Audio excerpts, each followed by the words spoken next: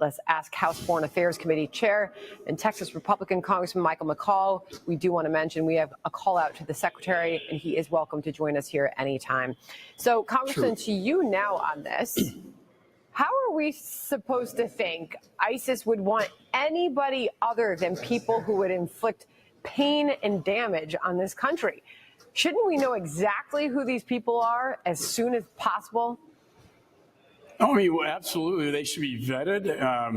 The fact is, there are ISIS-K individuals who smuggled 400 individuals into the country. We don't know anything about the 400.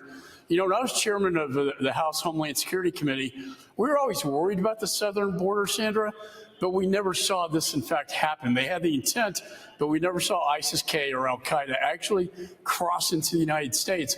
Now we have evidence that it has happened now.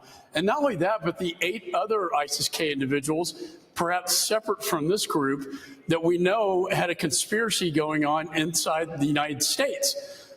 This is a dire warning and a symptom and a sign of an open border that's a very dangerous and reckless policy. Yeah, but like the statement immediately from DHS is like, we have no reason to believe these people pose a serious or imminent threat to the nation.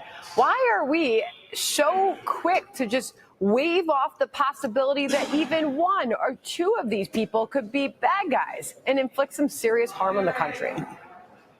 Well, because they're in denial that there's a problem at all at the border.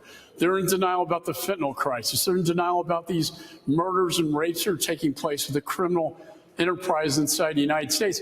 And by the way, the 8 ISIS-K that did enter the United States that are now in custody were caught at the border and released. So there goes your vetting process, Sandra. What kind of vetting is that? When you got an ISIS-K individual in your custody, you vet them and you release them. That's Secretary Mayorkas's policy, and he does the same thing with aggravated felons. He told his agents not to take that into account when releasing or detaining an individual. By federal law, we mandate detention in those cases. Wow. I would expect, as you probably do, this will be a big issue on the CNN presidential debate stage tomorrow night, Congressman. 100%, and it should be. Yeah. I think border is going to be the issue in this election because it impacts everybody. It's in every state, and everyone has known someone's died of fentanyl.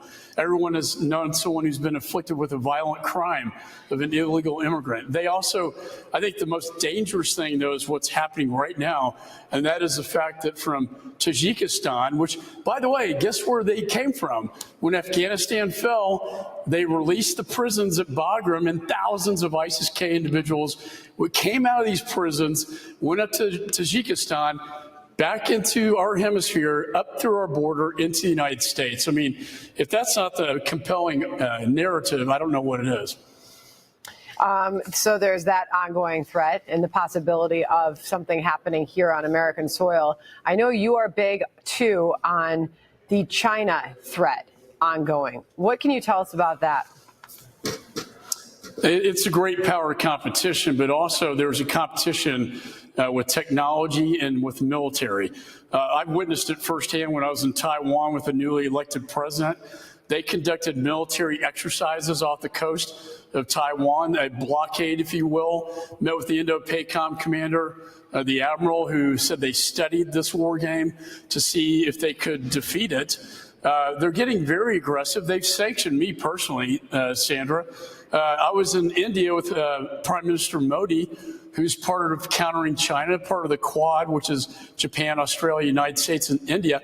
Finally ended up a trip to see the Dalai Lama, who has been persecuted by communist China since 1959, when they came in Tibet, killed the Tibetan monks, and then he fled to northern India to talk to him. By the way, China, communist China, they want to name the next Dalai Lama. Why?